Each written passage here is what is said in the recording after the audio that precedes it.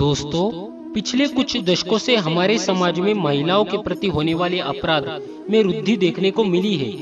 हमारे देश में कुछ लोग तो ऐसे भी हैं जो कन्या को जन्म लेने से पहले ही कोख में ही उसकी हत्या करने से भी बाज नहीं आते, जबकि कुछ लोग ऐसे हैं जो महिलाओं से बलात्कार करने जैसे जघन्य अपराध करने से भी नहीं हिचकते।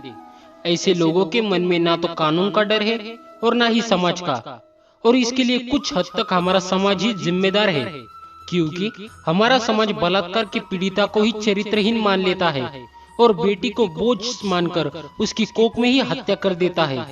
लेकिन दर्शकों, बलात्कार और भ्रूण हत्या आज के युग का जघन्य अपराध नहीं है, बल्कि पौराणिक काल से ही इसे सबसे घृणित कार्य माना गया है।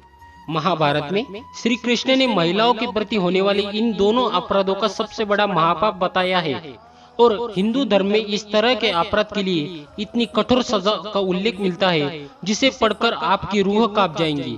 तो चलिए जानते हैं हमारी इस खास वीडियो में। नमस्कार दोस्तों, मैं अथर्व तिवारी आप सभी के सामने पुनः एक बार उपस्थित हूँ एक और नई कहानी लेकर।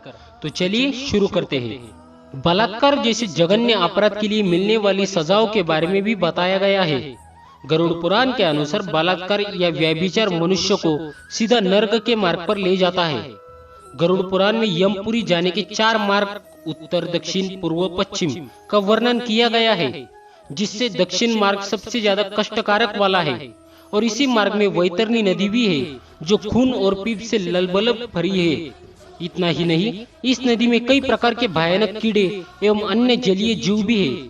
गरुड़ पुराण के अनुसार मनुष्य संसार में रहकर जैसा कर्म करता है, मरने के बाद उसे उसका पूर्ण फल प्राप्त होता है।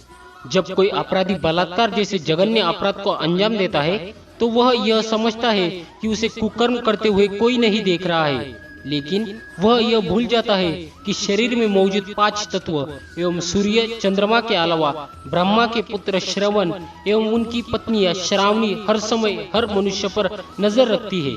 शास्त्रों में भी लिखा है कि बलात्कारी या व्यभिचारी को इस नदी में से होकर यमपुरी की ओर ले जाया जाता है।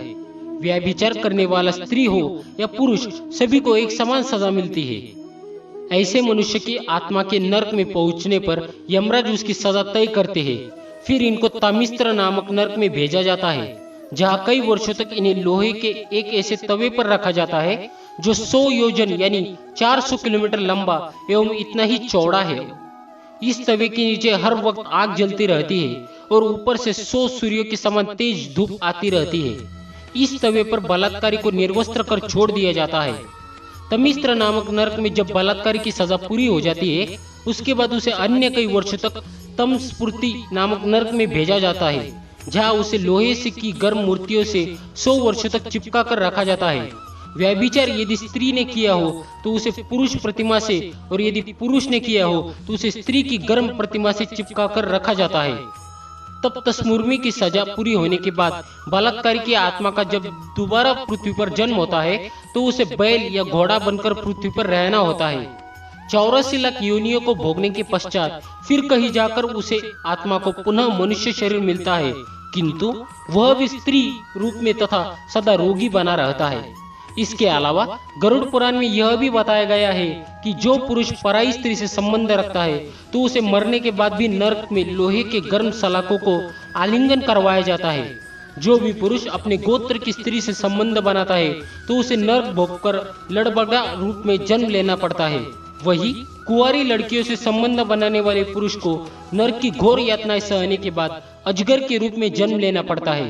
यही नहीं, जो भी व्यक्ति काम भावना से पीड़ित होकर गुरु की पत्नी का मान भंग करता है, ऐसे व्यक्ति को कई वर्षों तक नरक की यातना सहने के बाद गिरगिट की योनि में जन्म लेना होता है।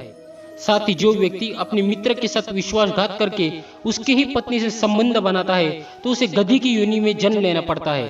तो दोस्तों, आशा करता हूँ आपको आज का हमारा यह वीडियो पसंद आया होगा। यदि पसंद आया हो तो वीडियो को एक बार लाइक और शेयर कर दीजिए एवं कमेंट में लिख दीजिए जय श्री कृष्णा।